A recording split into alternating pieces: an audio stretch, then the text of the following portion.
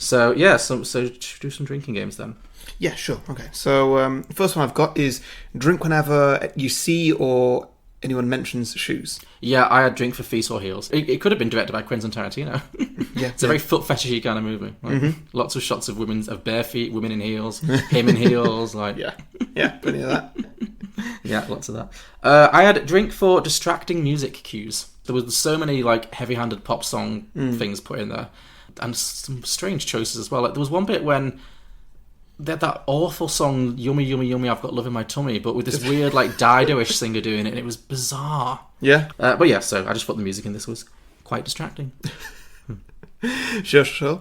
Okay, next one I got is drink for every new accent. Because this film is full of accents. This film is basically female character actors in Hollywood doing all the accents. Yeah. So Gwendolyn Christie definitely wins the accent award for that Russian.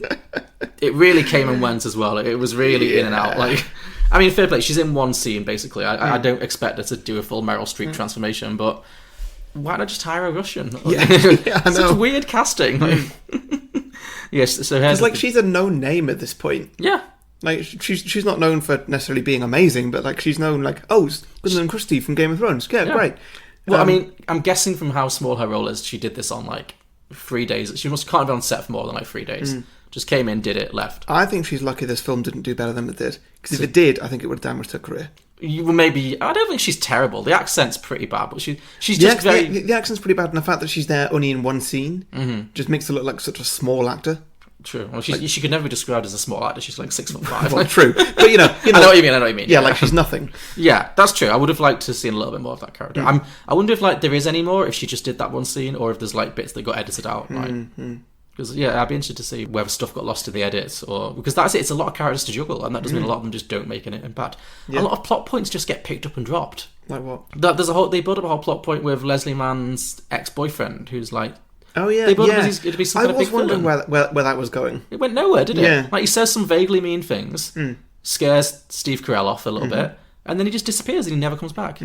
Same with the sentencing. Like there's the whole film's like, oh, we want them to get a big sentence. You know, if you show up in court, they'll get the maximum sentence. Never tells you what they got. No, never mentions it. He does go to court. He gives his little inspiring Oscar speech. And then it's like, that's it. And then it cuts to it, and then art museum. It's like, well... But I took it from that with that, it was more... You know, he didn't care what they got. It was more, he actually showed up in court and he dealt with that issue. Yeah, of course. Like, he overcame his fear of those people enough to actually turn up and, you know, talk against them. It didn't matter what happened to them afterwards, what the judge said. That didn't really matter. I mean, maybe it would have helped the film a little bit, but it didn't really matter to his personal story, and that's what this film was. Yeah, sure. So, yeah. Okay. I don't know. And then, like, also with the ex-boyfriend, maybe... Was it Leslie Mann? The love interest. Yeah. Nicole, yes. Leslie Mann, yeah. Like, maybe she had a word with him and, like, he finally just left. You know, because they clearly weren't together anymore. Sure, yeah, but it just didn't show anything. It was like, why... Yeah, I know, but, like... I'm just trying to give it the benefit of that. Sure. Yeah. Maybe it was just all telling his story, his view on different things. Well, that's the thing. Because there were no scenes where he wasn't in. That's what I mean. Like, I would have appreciated, and that's obviously a choice. But I think this film would have worked better if it really told a story about how the community, works with him to protect him, and why they care about him so much, and how they feel about the whole situation. Because otherwise, it's just it just came across as quite one dimensional. Right? Yeah, big time. I will say, I thought Leslie Mann was very good in this. In what she had to do. Yeah. And she probably has the second largest role after him. And I thought the scene when he proposes to her, she played it really nicely. Like, you know, how she's really trying to be kind to him, but obviously she's not going to say yes. It's a shame that the film wasn't better, because I think that's probably one of the best roles I've seen it. Most of the time she just plays the girlfriend in, like, rom-coms. She kind of gets stuck in that kind of bracket. So. Okay, drink for violence. Ooh, there is some quite jarring violence. I've got a drink for every death or a series of deaths. Does that include doll deaths? Yes. Yeah. Well, it would have to. There's no others. Well, that's true. Yeah. There's a lot of that in this. Which I know when it's with the dolls, there's an element of comedy to it, I guess. Yeah. Just like the way that they die and then just become like stiff dolls. Yeah. Yeah, I know, it's kind of a bit weird. No, it is. Parts of it were very funny, and I thought the way the dolls looked, it was creepy, but like I quite enjoyed it as a style. Again, I think if the film itself had been a bit more dark and gritty, that would have been it felt like sometimes it just felt like two different films. Yeah, I agree. Okay, drink whenever it switches to or from animation. Oh, okay. That's good. There's a couple of times... I did enjoy how it was kind of a film of two stories that had parallels. Mm-hmm. And one being animated, one being real life. And I liked it. Yeah.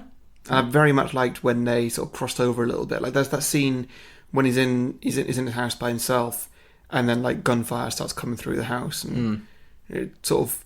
I don't know, it crosses over a bit, and it was good. Drink for doll boobs. Great. Lots and lots of doll boobs. Mm-hmm.